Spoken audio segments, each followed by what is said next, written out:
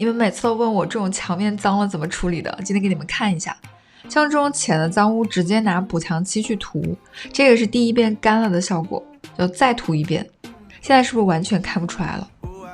如果门口墙上有这种小广告，也可以直接用它涂。这个是涂完3、4遍的样子，完全没有了。但如果是这种磕坏有凹洞的，就得先拿一点补墙膏把它挤上去，稍微多一点，然后用刮板一刮就平了。干了以后涂一层补墙漆，根本找不到印子在哪。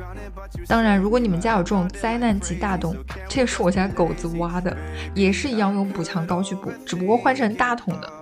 这种大洞刮一遍补墙膏是补不好的，要等它第一遍干了以后再刮第二遍，等它干了以后再稍微打磨一下，涂上前面那个补墙漆就好了。基本上是有手就会。我用的这个是立邦的防水抗菌防霉补墙膏，它是可以防水防霉的，还有1级抗菌，打开直接就能用，很方便。